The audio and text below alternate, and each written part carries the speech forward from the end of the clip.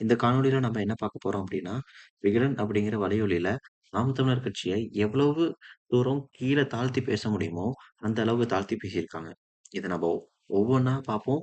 மேற்கொண்டு அவர் 6 கேள்விகள் கேட்டிருக்காரு. அதுக்கான பதிலும் நான் குடுக்கப் போறேன். முதல் விஷயம், அவங்க குடுத்த தம்ப்நெயில். "ஏப்பா உனக்கு தம்ப்நெயிலே கிடைக்கலையா? ஒருத்தர கீழ இறக்கி காட்டுறதுல உனக்கு அவ்வளவு சந்தோஷம் எங்கிருந்து வருது?"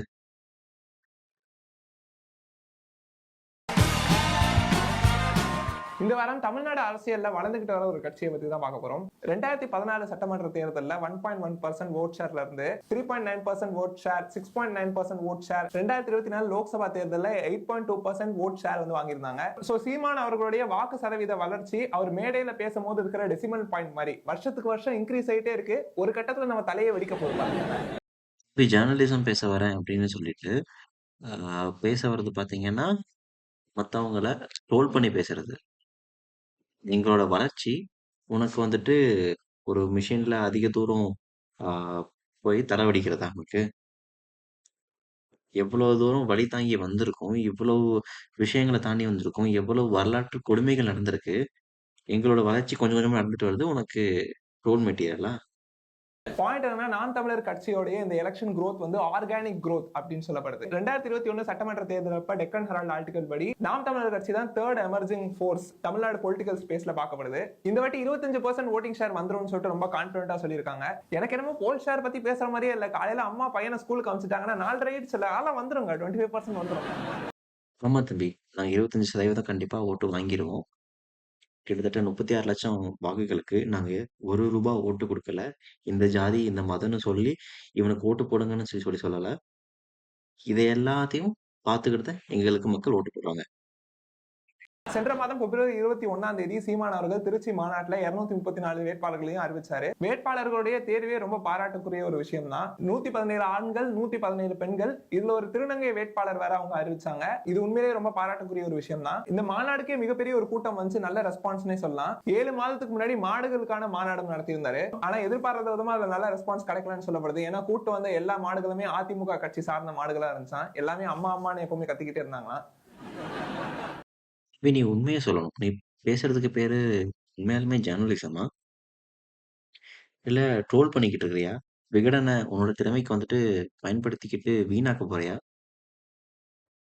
அரசியல் பேச வரும்போது, அரசியல் தான் பேசணும்.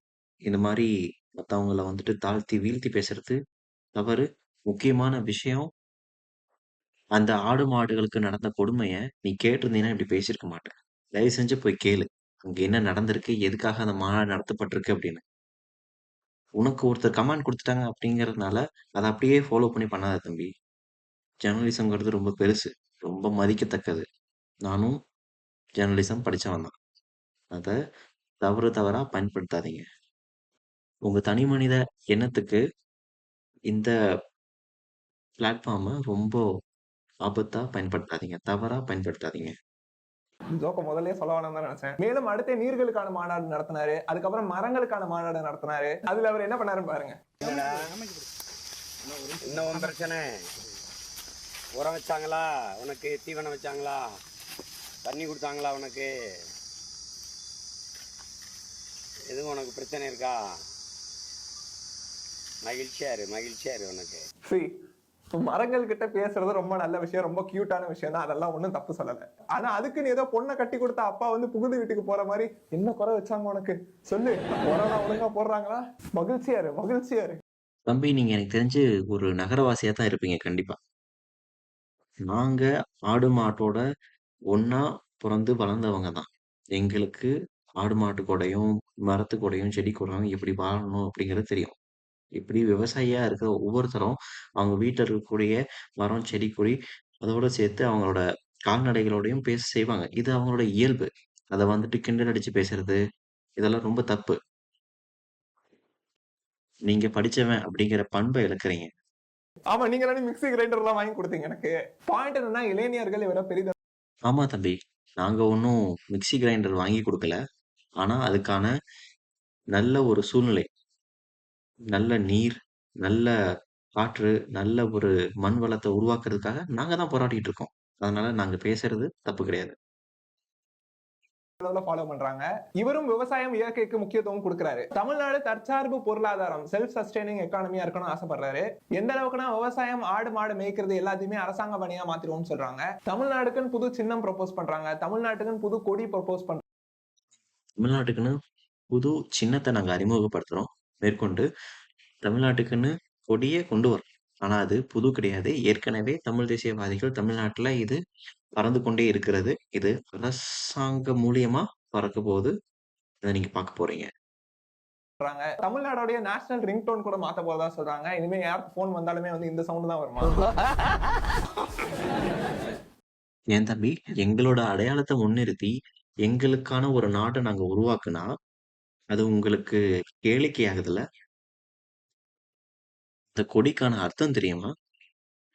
அந்த தமிழக சின்னத்த கொண்டு வரோம்ன்னு சொல்றோம்ல, அதுக்கான அர்த்தமாச்சும் தெரியுமா? ஒண்ணுமே தெரியாம எங்கள கிண்டல் பண்றதுக்கு மட்டும் வர்றீங்க? தயவு செஞ்சு தமிழ்நாட்டோட வரலாறு படிங்க. ஏன் நாங்க இத கொண்டு வரோங்கிறத தெரிஞ்சுக்கோங்க. தமிழ்நாட்டுல தமிழன எப்படி புறக்கணிக்கப்பட்டிருக்காங்க அப்படிங்கிறதையும் புரிஞ்சுக்கோங்க. யாருக்குமே தூக்கமே வராது பாருங்க. சரி, இதுக்கு முன்னாடி வரைக்கும் நீங்க அவருடைய பேட்டிகள் பார்த்திருக்கலாம். உங்களுக்கு அவரை பத்தி ஓரளவுக்கு ஐடியா இருந்திருக்கலாம், முழுசா தெரியாம இருக்கலாம். இல்ல நீங்க அவருடைய தீவிரமான ஒரு சப்போர்ட்டரா இருக்கலாம். இந்த எபிசோட்ல அவரை பத்தி சில முக்கியமான கேள்விகள் வைக்கணும்னு நினைக்கிறோம். சோ ஃபர்ஸ்ட் क्वेश्चन, அவருடைய ஐடியாலஜி ஆபத்தானதா? 2019ல ஸ்க்ரோல்னு ஒரு ஆர்டிகல் பப்ளிஷ் பண்ணியிருந்தாங்க. இதுல சீமான் அவர்கள் எத்தனிக் பியூரிட்டிக்கு முக்கியத்துவம் கொடுக்குறாங்க. பியூர் தமிழ் இல்லாதவங்கள அவுட் சைடர்ஸ் ஆகும் இன்னும் ஒரு வார்த்தை வந்து குறிப்பிட்டு அவங்க சொல்லியிருப்பாங்க. இதை வந்து அவர் மேடை பேச்சுக்கள்லயே சொல்லியிருக்கதா போட்டிருப்பாங்க. இவருடைய இந்த ஐடியாலஜிக்கு ஹிட்லர் அவர்களை கூட இன்ஸ்பிரேஷன் எடுத்துக்கிறதா சொல்லியிருப்பாங்க. சரி, அதுக்கான காரணம் அவர் என்ன சொல்றாருன்னா, good things can be taken from anyone சொல்லியிருப்பாரு. நீங்க என்ன புரிஞ்சுக்கணும், டிக்டேட்டர்ஸ் கிட்ட இருந்து நல்ல அட்வைஸ் எடுத்துக்கிறது, சீரியல் கில்லர் கிட்ட இருந்து கார் டிரைவிங் அட்வைஸ் எடுத்துக்கிற மாதிரி. முதல்ல எல்லாமே நல்லா தான் இருக்கும். ரெட் லைட் போட்டுச்சுன்னா வண்டியை நிறுத்தணும். Okay sir. யாராவது லிஃப்ட் கொடுத்தாங்கன்னா வண்டியை நிறுத்தணும். Super sir. கரெக்டா கத்திய கழுத்துல சொருகணும். அதோட முக்கியமா தமிழீழ படுகொலையும் அந்த சோகத்தை பத்தி நீங்க பேசுறீங்க. நீங்களே 60 லட்சம் அப்பாவி மக்களை கொண்டு என்ன படுகொலை செஞ்ச ஹிட்லரே வந்து ரெஃபரன்ஸா எடுத்துக்கிறது வந்து எந்த விதத்துல நியாயம்னு தெரியல. அப்ப மத்த நாடுகள்ல நடந்த படுகொலை வந்து உங்களுக்கு ஒரு விஷயமா தெரியலையா? சரியே, அப்ப ஹிட்லரோட நிறுத்துறீங்க, மத்தவங்களையும் சொல்ல வேண்டியதானே. சாப்பாடு எப்பவுமே மிச்சம் வைக்காம தான் நீங்க சாப்பிடணும். Super sir. யார் சொன்னா? ஹானிபல் லெக்டர் சொன்னாரு. தம்பி, உங்களுக்கு ஒரு விஷயம் புரியவே இல்ல. ஒருத்தர் கெட்டவரா இருக்கிறாரு அப்படிங்கிறனால, அவர் பண்ண நல்லது எல்லாத்தையுமே, அவர் சொன்ன நல்லது எல்லாத்தையுமே மறைக்கிறதுங்கிறது மிகப்பெரிய கொடுமை. அது தவறு. உங்க எல்லாருக்குமே ஹிட்லர் வந்துட்டு ஒரு கொடுங்கோல்வாதி மட்டும் தான் தெரியும். அத தாண்டி அவர் ஒரு சிறந்த அ ஓவிய கலைஞர் அப்படிங்கிறது தெரிய மாட்டேங்குது. அவரோட ஆரம்ப காலம் ரொம்ப அழகா இருந்தது. அது எல்லாத்தையுமே தெரிஞ்சுக்கணும். அது பேசுறது எந்த விதத்திலயும் நாங்க ஹிட்லர முழுமையா ஏத்துக்கிறோம் அப்படிங்கிறது கிடையாது. சமீபத்துல ஹிட்லரோட கொள்கைகள சில விஷயங்கள வந்துட்டு ரஷ்ய அதிபர் வந்துட்டு ஏத்துக்கிட்டதா அவரே சொல்லியிருக்காரு. அதுக்கு ரஷ்ய அதிபர வந்துட்டு டிக்டேட்டர்ன்னு சொல்லிட்டு எல்லாருமே சொல்றாங்க. ஆனா, உண்மை என்னன்னு பார்த்தீங்கன்னா, தொடர்ந்து அவரே தான் வந்துட்டு ரஷ்யாவோட அதிபராகவும் வந்திருக்காரு. அதுக்கு அந்த மக்கள் குடுத்த ஆதரவு தான். ஒருத்தன் என்ன அடிக்க வரான் அப்படின்னா, அவன எதிர்த்து அவன அழிக்கிறது வந்துட்டு சரியான முறை தான். அத வந்துட்டு டிக்டேட்டர்ஷிப்ன்னு சொன்னா, அது எந்த விதத்திலயும் சரி கிடையாது. இங்க யாரும் ஹிட்லர அவங்க நாசிய கொன்னது வந்துட்டு உண்மைன்னு சொல்லிட்டு ஏத்துக்கிட்டது கிடையாது. அவரு சொன்னதுல நெறைய விஷயங்கள் சரிதான். இங்க ஹிட்லர யாரும் முழுமையா ஏத்துக்கிட்டவங்களும் கிடையாது. இங்க ஹிட்லர யாரும் முழுமையா எதிர்த்தவங்களும் கிடையாது. அவரோட ஓவியங்கள ரசிக்காத ஆளுங்களும் கிடையாது. சீமான் அவர்களுடைய ஐடியாலஜி படி தமிழ் அப்படின்ற அடையாளம் முழுவதுமா வந்துட்டா மெஜாரிட்டி மைனாரிட்டி அப்படின்றது ஒண்ணு இல்லாம போயிடும் சொல்றாரு. இது ரொம்ப ரொம்ப நல்ல விஷயம் தான். ஆனா இவருடைய ஐடியாலஜி படியே யார் தமிழ் அப்படின்னு டிசைட் பண்றதுல சில சிக்கல் இருக்கு பாருங்க. In the past, Seeman has described communities such as the Nayakar community as being outsiders and not being Tamil natives. He even went to the extent of saying that they were all settlers here during the Nayak era and that there was relationship between the Nayakars here and the Patanayaks of Odisha. Very recently, he also said that the Arundhatiars, who belong to the scheduled caste, were also settlers here during the Vijayanagar Empire. Such statements have often made him very unpopular. தங்களை ஆந்திராவிலிருந்து வந்த தெலுங்கு வந்தேரிகள் என பேசிவிட்டு தங்களிடமே வாக்கு கேட்க வருவீர்களா என கடுமையாக வாக்குவாதத்தில் ஈடுபட்டது மட்டுமின்றி அந்த தெருவில் அவர்களை நுழைய விடாமல் திருப்பி அனுப்பியுள்ளனர். ஆமா, இங்க யாருமே வந்துட்டு அவங்கள வந்தேரிக்கணும்னு சொல்லிட்டு வார்த்தைகளால பயன்படுத்தி சொல்றது கிடையாது. அவங்க இங்க அண்ணன் தம்பியும், அக்கா தங்கச்சியாவும் எங்களோட சேர்ந்து வாழ்ந்துகிட்டு இருக்காங்க. உங்கள மாரியான தவறான மீடியா தான் அத அப்படி தவறா போர்ட்ரேட் பண்ணிட்டு இருக்காங்க. உண்மையாலுமே அவங்க இங்க நாயக்கர் காலத்துல வந்து குடியேறினவங்க தான். அவங்க பூர்வீக தமிழான்னு கேட்டா, அவங்க பூர்வீக தமிழ் கிடையாது. இருந்தாலுமே அவங்க தாய்மொழி தெலுங்கு. அதனால இங்க யாரும் எதிர்க்க போறது கிடையாது. நீங்க யாரும் இங்க வாழக்கூடாது அப்படின்னு சொல்லிட்டு யாரையும் கழுத்த பிடிச்சு வெளிய தள்ள போறது கிடையாது. நீங்க தவறா சொல்லிக்கிட்டு இருக்கிறத நிறுத்தணும். நாம் தமிழர் கட்சியில தமிழர தாண்டி தெலுங்கு பேசுறவங்களையும், கன்னடம் பேசுறவங்களையும், மலையாளம் பேசுறவங்களையும், ஏன் ராஜஸ்தான்ல இருந்து பேசக்கூடிய ஒரு மொழி. அந்த மொழியோட பேர் எனக்கு சரியா தெரியல. அந்த மொழியில இருக்கிறவங்களுக்கு கூட இந்த எம்.எல்.ஏ. எலக்ஷன்ல நாம் தமிழர் கட்சி சீட்டு குடுத்திருக்கு. தயவு செஞ்சு கண்ண தொறந்து பாருங்க. உங்கள மாரியான ஒரு சார்பா பேசக்கூடிய மீடியாவா இருந்துகிட்டு இத பண்ணுவீங்கன்னா, இது எந்த விதத்திலயும் ஏற்புடையது கிடையாது. ஒரு கம்யூனிட்டி மக்களை பத்தி தப்பா பேசிட்டு அடுத்த வாரமே அந்த கம்யூனிட்டி மக்கள் கிட்ட ஓட்டு வர கேட்க போயிருக்காங்க. எப்படி இந்த ஸ்கூல்ல டீச்சரை கிண்டல் பண்ணிட்டு பார்டர்ல ஃபெயில் ஆட்டனே மேடம் ஒரு 2 மார்க் போடுங்க மேடம். இங்க வா. அன்னைக்கு என்ன சொன்ன? நீ என்ன சொன்ன? சரி, அவர் என்ன சொல்ல வராரு? பூர்வக்குடி மக்கள் மட்டும்தான் உண்மையான தமிழர்கள்னு சொல்றாரா அப்படின்னு நீங்க கேட்டீங்கன்னா அதுவும் கிடையாது. அவருடைய ஐடியாலஜி படி ரிலீஜியஸ் மைனாரிட்டிஸான முஸ்லிம்ஸ், கிறிஸ்டியன்ஸ் இவங்களுடைய தாய்மொழி தமிழா இருந்தா இவங்களை தமிழர்களா பார்க்கலாம். ஆனா இதுவே முஸ்லிம் மக்கள் எத்தனை வருஷம் தமிழ்நாட்டுல இருந்தாலும் அவங்க உருது பேசுறாங்க, தாய்மொழி தமிழா பேசுறேன்னா அவங்க தமிழர்கள் இல்லைன்னு சொல்றாங்க. எனக்கு தெரிஞ்சு மத்திய அரசாங்கம் ஏன் சார் ப்ராசஸ் பண்றதுக்கு 12 டாக்குமெண்ட் போட்டு இவ்வளவு கஷ்டப்பட்டாங்கன்னு தெரியல. சீமான் அவர்கள் கிட்ட கொடுத்திருந்தா யார் உண்மையான தமிழர்னு அவர் ஸ்டாம்ப் அடிச்சு கொடுப்பாருன்னு நினைக்கிறேன். சரி, இப்படி தமிழ் மக்களை பிரிச்சு பார்க்கிறதுக்கான காரணம் என்ன? தமிழர்களை தவிர யார் இந்த நாட்டில் வாழக்கூடாதுங்கிறது இனவெறி. தமிழர் இந்த நாட்டை ஆளணுங்கிறது இனத்தின் உரிமை. நான் கேட்கறது உரிமையை. யாரும் வரலாம், வாழலாம், நாங்க தான் ஆளுவோங்கிறது தமிழ் தேசியத்தின் இறையாண்மை. தமிழர் யார் ஆளுனா தமிழர் தான் ஆளணும். எங்கு பிறப்பினும் தமிழன் தமிழனே, இங்கு பிறப்பினும் அயலான் அயலானேன்னு எங்கள் புரட்சி பாவலர் பாடுறாரு. அதை நீங்க புரிஞ்சுக்கணும். சீமான அச்சுறுத்தலா இல்ல, இங்க வாழ வந்தவன் தான் இந்த மண்ணின் மக்களுக்கு அச்சுறுத்தலா இருக்கான். அதை நீங்க முதல்ல கவனிச்சுக்கணும். சீமான் யார் அச்சுறுத்துறாரு? நீங்க தான் அச்சுறுத்துறீங்க. என்ன இனவெறின்னு சொல்ற எல்லாரும் கேடுகட்ட இன்னொரு இனத்தின் இனவெறியன் ஒவ்வொன்றா சொல்லி வரேன் பாருங்க. ஏன் தமிழரா அவரை ஏற்கக்கூடாதுங்கிறீங்க? ரொம்ப நாளா இருந்துட்டாருன்றீங்க. ஒரு மாந்தோப்பு, எல்லாமே மாமரம், ஒரு பலாமரம் இருக்கு. இந்த மாமரம் நடப்படும் போது தான் இந்த பலாமரம் நடப்பட்டது. ரொம்ப நாளா இந்த தோப்புல இருக்குங்கிறதுனால இந்த பலாமரம் மாமரம் ஆயிருமா? ஓகே, பலாப்பழம் மாம்பழம் ரெண்டுமே ஒண்ணாகாது. எல்லாரும் களத்துலதான் அரசியல் பண்ணுவாங்க. நம்ம தலைவர் ஒருத்தர் தான் பழத்திலே அரசியல் பண்றாரு பாருங்க. பிராக்டிகலா பார்த்தா பலாப்பழம் மாம்பழம் ரெண்டுலயும் ஏகப்பட்ட ஒற்றுமைகள் இருக்கு. ரெண்டுத்தையுமே டீசெண்டா சாப்பிட முடியாது. மாங்காய் தொக்கு செய்யலாம், பலாப்பழம் பொரியல் செய்யலாம், மாங்காய் ஊறுகாய் போடலாம், பலாப்பழம் சிப்ஸ் செய்யலாம், மாங்காய் கேண்டி கிரஷ் கேம்ல வரும், பலாப்பழம் ஃப்ரூட் நிஞ்சா கேம்ல வரும். எவ்வளவு ஒற்றுமை இருக்கு பாருங்க. பாயிண்ட் என்னன்னா, அவரு சொல்ற லாஜிக் படியே ஒரே மண்ணுல இப்ப பலாப்பழம் மாம்பழம் வளர்ந்தாலும் இதை நம்ம பிரிச்சுதான் பார்க்கணும் அப்படின்னு அவர் சொல்றாரு. ஆனா இந்த உலகத்திலேயே இந்த லாஜிக் வேற எங்கேயுமே ஒர்க் ஆகாது. நீங்க கடையில போயிட்டு காய் வாங்குறீங்கன்னா இந்த லாஜிக் ஒத்துப்பீங்களா? இந்தாங்க பாம்பே தக்காளி கிலோ 45 ரூபாய். ஓ, இந்த தக்காளி பாம்பேல இருந்து வந்துச்சா? இல்ல, நல்ல சேலம்ல இருந்து வந்துச்சு. அப்புறம் எப்படி இது பாம்பே தக்காளி ஆகும்? சி மேடம், இந்த தக்காளியோடைய பூர்வக்குடி பாம்பேல இருந்து வந்துச்சு. அப்ப இதை நம்ம வெளி தக்காளியா தானே பார்க்கணும். எனக்கு புரியல. நீ ஏன் மனிதர்களையும் தக்காளியும் ஒப்பிட்டு இந்த விஷயத்துல பார்க்குற அப்படின்னு. மனிதர்கள் அவங்களோட வாழ்க்கைக்காக ஒரு இடத்துல இருந்து இன்னொரு இடத்துக்கு இடம்பெயர்ந்து போனாங்க அப்படின்னா, அது அவங்க இடம்பெயர்ந்து வந்தவங்கன்னு தான் சொல்ல முடியுமே தவிர, எப்பவுமே அந்த மண்ணுல பிறந்தவங்கன்னு சொல்ல முடியாது. அதுக்காக இங்க யாரையுமே வாழக்கூடாது அப்படின்னு சொல்லிட்டு சொல்லப் போறதும் கிடையாது. தப்பான அவங்களோட ப்ரொபகண்டாவ முதல்ல நிறுத்துங்க. என்னதான் அவங்க வேற ஒரு ஊர்லயோ, நாட்டிலயோ பொறந்திருந்தாலும், ஆனா அவங்க இங்க அரசியல்ல கண்டிப்பா இருக்கிறாங்க. அமைச்சராவோ, இல்ல இப்போ சமீபத்துல நடக்கக்கூடிய தேர்தல்ல வேற்று மொழியினர் சார்ந்தவர் நெறைய பேர் எம்.எல்.ஏ.வா நிறுத்தப்பட்டிருக்காங்க கேண்டிடேட்ஸா. அதெல்லாம் நீங்க பார்க்க மாட்டீங்களே! தக்காளி ரேட் என்னன்னு கேட்டா நடிகர் சரத்குமார் அந்த சிக்கன் 65 காமெடி பண்றதெல்லாம் பண்ணிட்டு இருக்கீங்க. சீமான் அவர்கள் இப்படி பிரிச்சு பாக்குறத பத்தி கிட்டத்தட்ட ஒரு 1000 வாட்டியாவது அவர்கிட்ட நேர்ல கேட்டிருப்பாங்க பத்திரிகையாளர்கள். இதுக்கு அவர் பெரும்பாலும் கொடுக்கிற எக்ஸ்பிளனேஷன் டைவர்ஷனா தான் இருக்கும். உதாரணத்துக்கு பாருங்க, நம்ம தமிழ் தேசியம் பேசு பாசிசம், இன வெறிய தூண்டுறோம், இன பாகுபாடு பேசுறோம், ஆன்டி நேஷனலிசம். ஆனால் நாம் சின்ன பிள்ளைகளாக கால் டவசர் போட்டு விவரம் தெரியாத காலத்திலே தெலுங்கு தேசம் என்று கட்சி ஆரம்பிச்சார என்.டி. ராமா. அப்பெல்லாம் எங்க போய் புல்லு பிடிங்கிட்டு இருந்த? நீ எங்க போய் இருந்த? ஆமா, இந்த மாதிரி ஒரு 100க்கும் மேற்பட்ட வீடியோஸ் உங்களால பார்க்க முடியும். ஒவ்வொரு வாட்டி ஒவ்வொரு மாநிலத்துல இது நடந்திருக்கு, ஒவ்வொரு அரசும் இது செஞ்சிருக்குன்னு சொல்லிட்டு சொல்லுவாரு. அவங்களையே நீங்க கேள்வி கேட்க மாட்டீங்க, எங்களை மட்டும் கேள்வி கேட்கறீங்கன்னு கேட்பாரு. தம்பிக்கு இது புரியலன்னா நான் இத தெளிவா எடுத்து சொல்றேன். நாம் தமிழர் கட்சியை சேர்ந்தவங்க இத 1000 இடத்துல தெளிவா எடுத்து விளக்கி சொல்லிட்டாங்க. அதையெல்லாம் இந்த ஒரு சார்பா பேசிட்டு இருக்கக்கூடிய மீடியா கண்களுக்கு தெரியாது. முதல்ல இங்க நாங்க யாருமே யாரையும் பிரிச்சு பார்க்கறது கிடையாது. அவங்க தாய்மொழியில அவங்க அடையாளத்துல இருக்கிறாங்க. நீங்க ஒண்ணும் எங்க தாய்மொழி அடையாளத்துல மாற வேணாம். நாங்களும் உங்க தாய்மொழி அடையாளத்துல மாற வேணாம். அவரவரோட அடையாளத்திலேயே இருப்போம். இங்க யாரும் யாரோட அடையாளத்தையும் அழிக்க வேணாம் அப்படின்னு சொல்லிட்டு சொல்றோம். அடுத்து தமிழனுக்காக ஏன் நாங்க பேசிட்டு இருக்கோம் அப்படின்னா, இப்போ சமீபத்துல நடந்த முல்லை பெரியார் அணையோட பிரச்சனை. அதுக்கப்புறம் கர்நாடகாக்குள்ள போன தமிழரோட ஓட்டுநர் வந்துட்டு அ நிறுவனப்படுத்தி பிடிச்சது. ஆந்திர வனப்பகுதிக்குள்ள 20 தமிழர்கள சுட்டுக் கொன்னாங்களே அதுக்கு. இந்த கேரளாவுல தமிழ் ஆளுங்க படிக்க போனாங்க அப்படின்னு, அங்க இருக்கிற பெண்ணோட மேல் சட்டைய கழட்டி, அவங்க மார்பு மேல அங்க இருந்த மக்கள் ஃபோட்டோ எடுத்து, அத Facebookல போட்டிருக்காங்களே! இதையெல்லாம் பார்க்கும்போது உங்களுக்கு கோவம் வரலையா? இதையெல்லாம் நாங்க கேட்டா செப்பரேட்டிஸ்ட்டா? ஆந்திர வனப்பகுதியில போட்ட தமிழ் ஆளுங்களையும், வெட்டி போட்ட மரத்தையும் ஒண்ணா போட்டு வச்சிருக்காங்க. எங்களோட உசுரு உனக்கு அந்த மரக்கட்டைக்கு தான் சமானமா? இதையெல்லாம் கேட்டா நாங்க மறுபடியும் தமிழ் செப்பரேட்டிஸ்ட்டா?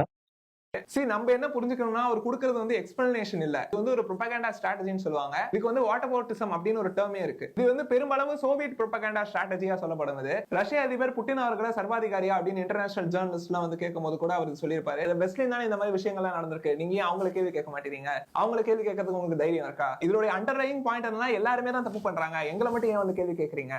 அதனால நீங்க இப்படி சொல்றது, நாங்க வந்துட்டு தப்பு பண்றோம் அப்படிங்கிற மாரி இந்த மக்களுக்கு புரிய வைக்கணும். அதுதானே? என்ன ஒரு நல்ல எண்ணம். இங்க யாருமே வந்துட்டு அ யாரையும் எதிர்க்கணும், கொல்லணும் அப்படிங்கிறதெல்லாம் சொல்லிக்கிட்டு இருக்கல. எங்களுக்குன்னு ஒரு நிலம் வேணும். அதுக்குன்னு எங்களுக்குன்னு ஒரு தலைவர் வேணும். அப்ப வந்து ஆட்சி செய்யணும். எங்கள வழிநடத்தணும்னு தான் சொல்றோமே தவிர, இங்க யாரையும் கொல்லணும், யாரையும் வெளியேத்தணும் அப்படிங்கிறதெல்லாம் சொல்றது இல்ல. இதே கேள்விய தான் மறுபடியும் கேட்கிறேன். ஏன் இந்த கேள்விய பிரான்ஸ்ல போய் கேட்க மாட்டேங்கிறீங்க? ஏன் இதே கேள்விய மத்த இடங்கள்ல போய் கேட்க மாட்டேங்கிறீங்க? நீங்க தமிழ்நாட்டோட வரலாற எடுத்து பாருங்க. தமிழ்நாட்டோட முதலமைச்சர்ல எத்தன பேர் தமிழ் ஆளா இல்லாம தெலுங்கு, மலையாளி, ஆ கன்னடக்காரங்கள சேர்ந்தவங்களா இருக்கிறாங்க. ஆனா இதே கேரளாவ எடுங்க, இதே கர்நாடகா எடுங்க, இதே ஆந்திரா எடுங்க. யாருமே வந்துட்டு அவங்க மாநிலத்த சார்ந்தவர் இல்லாம வேற யாருமே முதலமைச்சரா வர கிடையாது. முதலமைச்சர் இல்ல, அமைச்சர் கிடையாது, எம்.எல்.ஏ கூட கிடையாது. ஒரு பிரான்ஸ்ல வந்துட்டு ஒரு ஸ்பெயின்காரன் அங்க இருக்க ஒரு பிரசிடென்ட் ஆக முடியாது. ஒரு ஸ்பெயின்ல இருக்கிறவன் ஒரு இங்கிலாந்துல இருக்கிறவன் பிரசிடென்ட் ஆக முடியாது. ஒரு ஜெர்மன்ல இருக்கிறவன் வேற ஒரு நாட்டுல இருக்கிறவன் பிரசிடென்ட் ஆக முடியாது. அவன் நாட்டுல பொறந்தவன் அவன் நாட்ட தான் வழிநடத்தணும். இத வந்துட்டு தப்புன்னு சொல்றது எந்த விதத்திலயும் சரி கிடையாது. உங்களோட எண்ணத்த மாத்திக்கணும். நீங்க வந்துட்டு ஒரு கருத்து திணிப்பு பண்றீங்க. அந்த கருத்து திணிப்ப தயவு செஞ்சு தவிர்க்கணும். விகடன் அவங்களோட மதிப்பை இழந்துகிட்டே வராங்க. பாயிண்ட் என்னன்னா சீமான் அவர்கள் இப்படி டைவர்ட் பண்றதையும் தாண்டி இதுக்காக இன்டர்நெட்ல சர்ச் பண்ணியிருந்த போது அவர் இந்த எத்தனிக் பியூரிட்டிக்கு வந்து நான் ரொம்ப பெருமைப்படுறேன்னு அவரே ஓப்பனா சொல்றதே ஒரு வீடியோ பார்க்க முடிஞ்சது பாருங்க. என்ன எல்லாம் தொடக்கத்துல என்ன பேசினான்றீங்க? இன வெறியன், தமிழின வெறியன். எவ்வளவு மகிழ்ச்சி அடைந்தேன் தெரியுமா? எப்படி ஒரு நல்ல தமிழ் தாய்க்கும் தமிழ் தகப்பனுக்கும் நாம் பிறந்திருக்கிறோம் என்பது உறுதியாகிறது. அதை உறுதிப்படுத்தி உணர்த்தி கொண்டே இருக்கிறார்கள். தயவு செய்து திரும்ப திரும்ப சொல்லுங்க, திரும்ப திரும்ப சொல்லுங்க. என் மரபணு மாறாத தூய தமிழ் மரபனாக நான் வாழ்வதில் பெருமை அடைகிறேன். ஆம், நான் பாசிஸ்ட். எனக்கு புரியல. இந்தியன்னு தன்னைத்தானே ஒருத்தன் சொல்லும்போது, அத பெருமைன்னு சொல்லி ஏத்துக்கிற நீங்க, சரின்னு சொல்ற நீங்க, தன்னைத்தானே தமிழன்னு சொல்லிக்கிறது எந்த விதத்துல தவறா இருக்கும்? அவன் தாய்மொழி தெலுங்கு, அவன் தாய்மொழி கன்னடம், அவன் கன்னடிகா, அவன் தெலுங்கு பேசுறவன், அவன் தெலுங்கு மக்கள் அப்படின்னு சொல்றது எந்த விதத்துல வந்துட்டு தவறா இருக்கும்? அது அவங்களோட அடையாளம். பிரிச்சு மாத்தி பேசுறது, தவறா திரிக்கிறது தான் தவறான செயல். அவன் இந்த மொழிய சார்ந்தவன் இல்ல அப்படின்னு சொல்லிட்டு, அவன் இந்த அடையாளத்த சார்ந்தவன் இல்லைன்னு சொல்லிட்டு, அடையாளத்த மாத்துறது தான் தவறான செயல். எதை வந்து ஒரு குறையா வந்து சொல்றாங்களோ அதையே ஒரு பெருமையான விஷயமா அவர் நினைக்கிறாரு. சோ இதுதான் எங்களுடைய முதல் கேள்வியா நாங்க வைக்கிறோம். சரி, ரெண்டாவது கேள்வி, இந்த எக்ஸ்ட்ரீம் ஐடியாலஜினால யாருக்காவது ஆபத்து இருக்கா? சீமான் அவர்கள் முதல்ல இருந்து இப்போ வரைக்கும் கூட சொல்ற ஒரு விஷயம், தமிழர்கள் அல்லாதவங்க தமிழ்நாட்டுக்கு வந்தாலும் அவங்களுக்கும் நாங்க வாழ வைப்போம் தான் சொல்றாங்க. தமிழர்கள் அல்லாதவங்க தமிழ்நாட்டுல வாழக்கூடாதுன்னு சொல்றது இனவெறின்னு அவரே சொல்றதும் நம்ம பார்த்தோம். ஆனா வட மாநிலத்திலிருந்து வேலைக்கு வரவங்களை பத்தி பேசும்போது மட்டும் அவருடைய பொசிஷன் சேஞ்ச் ஆகிறத நம்மளால பார்க்க முடியும். மத்த கட்சிகளும் வட மாநிலத்திலிருந்து வேலைக்கு வரவங்களுக்கு வாக்குரிமை கொடுக்கறதை எடுத்து பேசியிருக்காங்க தான். ஆனா சீமான் அவர்கள் வாக்குரிமை கொடுக்க கூடாதுன்னு சொன்னது மட்டும் இல்லாம என்ன சொல்லிருக்காருன்னு பாருங்க. இந்திக்கார பையெல்லாம் அவனே பெட்டி கட்டி சத்மய ஜலோ ஜலோ அவனே போயிட்டு இருப்பான். எத்தனை பேரை எங்க தூக்கி பச்சு வெளுக்கிறேன்னு தெரியாது.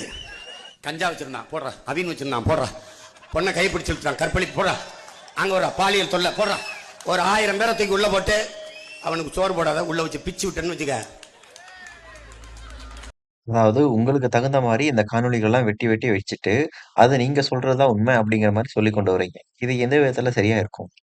மேலும் அங்க வட மாநிலத்திலிருந்து வரவங்கள யாரும் இங்க வந்துட்டு தடுக்கல. நீங்க வாங்க, வாழுங்க, உங்க வேலைய முடிச்சுட்டு கிளம்பிருங்க. அவ்வளோதான். இது எங்க நிலம். நாங்க வாழ்றதுக்கானது.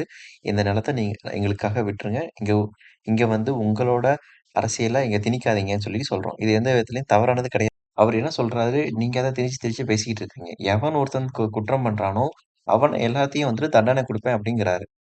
இதனால தண்டனை பண்ணணும்னு நினைக்கிற ஒவ்வொரு வடமாநிலத்தினரும் இங்கிருந்து ஓடி போயிருவான். எவன் கஞ்சா விக்கணும்னு நினைக்கிறானோ அவன் ஓடிருவான். எவன் வந்துட்டு கொலை பண்ணணும், நகைய திருடணும்னு நினைக்கிறானோ அவன்லாம் ஓடி போயிருவான். இருக்க மாட்டான். உன் குடும்ப வறுமைக்காக வரியா? வேலை செய்றியா? வேலை செய். வாழு. அதுக்கப்புறம் திரும்ப உங்க நாட்டுக்கே போயிரு. அவ்வளவுதான் நாங்க கேட்கிறது. இங்க குடியுரிமையோ, இல்ல வந்துட்டு வாக்குரிமையோ தான் தரக்கூடாதுன்னு சொல்லி நாங்க சொல்லிட்டு இருக்கோம். இங்க யாரும் வாழக்கூடாதுன்னு நாங்க சொல்றது கிடையாது. ஆமா, இந்த காரணத்துக்காக தான் இவர் பாசிஸ்ட்னு பலர் குற்றம் சாட்டுறாங்க. இததான் நீங்க புரிஞ்சுக்கணும்னு சொல்ல வரோம். என்னது? புரிஞ்சுக்கணும்னு சொல்ல வரீங்களா? இப்போ உங்களோட கருத்து, உங்களோட மண்டையில என்ன இருக்கோ, அத அப்படியே திணிக்கிறீங்க. அங்க என்ன உண்மையோ அத வந்துட்டு சொல்ல வரதில்ல. இங்க யார் யாரெல்லாம் தவறு செய்ய வராங்களோ, யார் யாரெல்லாம் தப்பு பண்ணணும்னு நினைக்கிறாங்களோ, அவங்கள தான் தண்டிக்கணும்னு சொல்லி சொல்றாங்களே தவிர, இங்க நல்ல முறையா வாழ்றவங்கள யாரும் ஏற்கிறது கிடையாது. நல்ல தோழர்களா பழகிக்கிட்டு இருக்கோம். நல்ல இந்திய சகோதரர்களா இருந்துகிட்டு இருக்கிறோம். உங்களோட தப்பான எண்ணத்தையும், ப்ரொபகண்டாவையும் திரும்ப திரும்ப சொல்லிக்கிட்டே இருக்கிறீங்க. மேலும் வட மாநிலத்துல தமிழ்நாட்டுக்கு வேலைக்கு வரவங்களை பத்தி இந்த சீரிஸோட முதல் எபிசோட்லயே அவங்களை பத்தி பேசியிருப்போம். இதுல தமிழ்நாட்டுல யாருக்குமே அவங்க மேல எந்த வெறுப்புணர்ச்சியோ எந்த கோவமே இல்ல. முக்கியமா அவங்க எவ்வளவு கம்மியான சம்பளத்துக்கு எவ்வளவு அதிகமா வேலை பாக்குறாங்க. முக்கியமா இங்க வந்து தமிழ் கத்துக்கிட்டு பிசினஸ் பண்ற ஒருத்தரை கூட நம்ம பார்த்தோம்.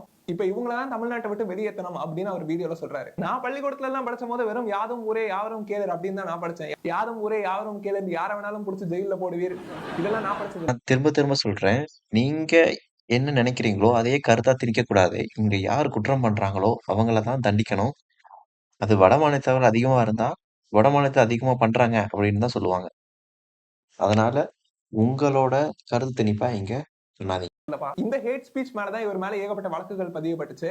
இதுல அவருடைய அபிஷியல் சேனல்லையும் ஒரு ரிப்ளை போட்டிருப்பாங்க பாருங்க. எல்லோருக்கும் தெரியும், தானியங்கி வங்கியில் அவர்கள் கொள்ளையடித்து திருடிவிட்டு ஓடிவிட்டார்கள். ஹரியானா மாநிலத்தில் போய் ஒருவரை பிடித்தார்கள், மீதி 3 பிடிக்கிறது கடினமாக இருக்கிறது என்று காவல்துறையே சொல்லுது. உங்களுக்கு தெரியும், ராமேஸ்வரத்தில் இறால் பண்ணையில் வேலை செஞ்சவர்கள் வட இந்தியர்கள் நம்முடைய பிள்ளையை வன்புணர்வு செய்து, கூட்டு வன்புணர்வு செய்து கொலை செய்தது தெரியும். உணவகத்தில் வேலை செய்து கொண்டிருந்த வட இந்தியர்கள் அங்கே இருக்கிற நம்ம உணவக முதலாளியவே கொன்னுட்டு காசு எடுத்துட்டு ஓடுனது தெரியும். இப்படி பல செயல்கள் தொடர்ச்சியாக நடந்து கொண்டிருக்குது.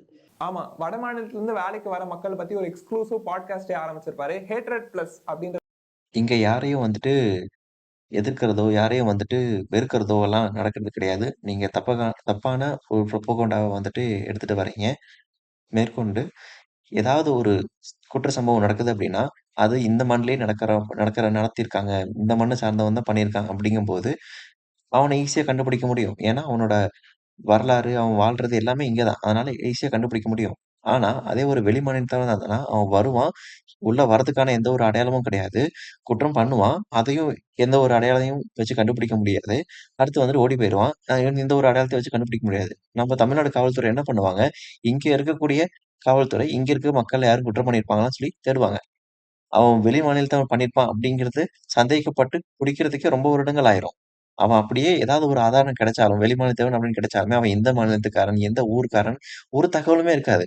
அதுக்காக தான் நாங்க சொல்றோம், இன்னர் லைன் பர்மிட் அப்படிங்கிறத கொண்டு வரணும் அப்படின்னு.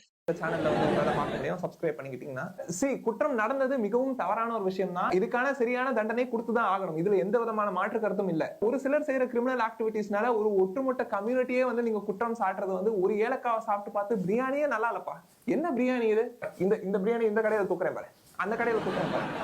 ஓகே, நீங்க நினைக்கலாம் மேபி அவர் ஜோக்குக்காக சொல்லிருக்கலாம், இல்ல கைத்தட்டலுக்காக சொல்லிருக்கலாம். உண்மையிலே அப்படி அவர் பண்ண மாட்டாரு. அவர் என்ன பிளான் வச்சிருக்காரு அப்படின்னு நீங்க கேட்டீங்கன்னா, வட மாநிலத்துல இருந்து வர தொழிலாளர்களுக்கு இன்னர் லைன் பர்மிட் ப்ரொவைட் பண்ணணும்னு சொல்றாரு. எப்படி அருணாச்சல் பிரதேஷ், நாகாலாந்து, மணிப்பூர், மிசோரம் இந்த மாநிலங்கள்ல பண்ற மாதிரியே நாங்க ஆட்சிக்கு வந்தா தமிழ்நாட்டிலயும் பண்ணுவோம்னு சொல்றாரு. நம்ம என்ன புரிஞ்சுக்கணும்னா, ஃபர்ஸ்ட் அங்க நிறைய இண்டிஜினியஸ் ட்ரைப் குரூப் மக்கள் இருக்காங்க. ரெண்டாவது, அருணாச்சல், நாகாலாந்து, மிசோரம், மணிப்பூர் இது எல்லாமே இன்டர்நேஷனல் பார்டர்ல இருக்கிற ஒரு மாநிலங்கள்.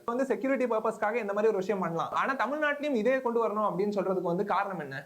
இதே ஐடியாலஜியில தான் அமெரிக்க அதிபர் ட்ரம்ப்பும் முதல்ல ஆரம்பிச்சாரு. மைக்ரேண்ட் ஒர்க்கர்ஸ் நான் வெளியேற்றுவேன், எல்லாருமே இங்க குற்றம் செய்யறதுக்காக மட்டும் தான் வந்திருக்காங்க, நான் மாஸ் மைக்ரேஷன் பண்றேன், பார்டர் வால் கட்டுறேன் அப்படின்னு ஏகப்பட்ட பிரச்சனைகள் உருவாக்கி விட்டாரு. அதோட இதுல இன்ட்ரெஸ்டிங்கான விஷயமா தெரியுது என்னன்னா, பேச்சிலும் சரி செயல்லையும் சரி சீமான் அவர்களை ட்ரம்ப் கூட நம்ம ஈஸியா கம்பேர் பண்ண முடியும். எக்ஸப்ட் ட்ரம்ப் அவர்கள் உண்மையிலேயே ஆமக்கரை சாப்பிட்டிருக்காருன்னு நினைக்கிறோம். பாயிண்ட் என்னன்னா, சீமான் அவர்களுடைய இந்த வடமாநில தொழிலாளர்கள் மத்தியில் இருக்கிற அபிப்பிராயம் மிகவும் ஆபத்தானது. அவங்களுடைய வாழ்வாதாரத்துக்கே பிரச்சனை வரதுக்கு வாய்ப்பு இருக்கு அப்படின்னு நினைக்கிறோம். முதல்ல புரிஞ்சுக்கணும் இன்னர் லைன் பர்மிட் அப்படின்னா என்ன அப்படின்னு. இன்னர் லைன் பர்மிட்ல அவங்க மாநிலத்தோட கலாச்சாரத்தையும் அவங்க மக்களையும் காப்பாற்றணும் மத்த மாநிலத்தவங்க சேர்ந்தவங்க வந்துட்டு உள்ள வரும்போது அவங்க கலாச்சாரம் வந்துட்டு பாதிக்கப்படும்னு சொல்லிட்டு அவங்க நினைக்கிறாங்க. அதனால இ இன்னர் லைன் பெர்மிட் அப்படிங்கிறத கொண்டு வந்திருக்காங்க. மேற்கொண்டு நான் இந்த மாதிரியான சம்பவங்கள் நடக்கும்போது, இந்த இன்னர் லைன் பெர்மிட் அப்படிங்கிறது தமிழ்நாட்டுல இருந்தது அப்படின்னா, யார் வந்திருக்கா? யார் போயிருக்கா? அப்படிங்கிற தகவல் இருக்கும். காவல்துறையினர் இந்த குற்ற சம்பவம் நடந்த மக்கள வந்துட்டு பிடிக்கிறதுக்கு ரொம்ப எளிதா இருக்கும். அதனால இன்டர்லைன் பெர்மிட் கொண்டு வரது வந்துட்டு எந்த விதத்திலயும் தவறானது கிடையாது. உங்க வீட்டுக்கு யார் வராங்க, போறாங்கிறத தெரிஞ்சுக்கணும் அப்படிங்கிறதுக்காக தானே சிசிடிவி வைக்கிறீங்க. பாதுகாப்புக்காக தானே வைக்கிறீங்க. ஏதாவது ஒரு அபார்ட்மெண்ட் இருக்குது அப்படின்னா, அந்த அபார்ட்மெண்ட்டுக்குள்ள யாராவது வர்றீங்க, யாராவது போறீங்க அப்படிங்கிறத தெரிஞ்சுக்கணும் அப்படிங்கிறதுக்காக தானே apartment in entry and out என்ட்ரின்னு அவுட் அப்படின்னு சொல்லிட்டு நோட் எல்லாம் வச்சு அத மெயின்டெயின் பண்ணிக்கிட்டு இருக்கிறீங்க. இது எந்த விதத்துல வந்துட்டு தவறா இருக்கும்? அவன் வரக்கூடிய தகவல நம்ம எடுத்து வச்சுக்கிறோமே தவிர, இங்க யாரும் வரக்கூடாதுன்னு சொல்லிட்டு தடுத்து நிறுத்த போறது கிடையாது. நீ இந்தியன் இல்லன்னு சொல்லப் போறது கிடையாது. இங்க நாங்க எல்லாருமே இந்தியரா சேர்ந்து ஒண்ணா வாழ்ந்துகிட்டு இருக்கிறோம். உங்களோட தவறான புரொபகண்டாவ முதல்ல நிறுத்துங்க, முதல்ல நிறுத்துங்க, முதல்ல நிறுத்துங்க. பேலன்ஸ நம்ம பார்ட் 2 வீடியோல பார்ப்போம்.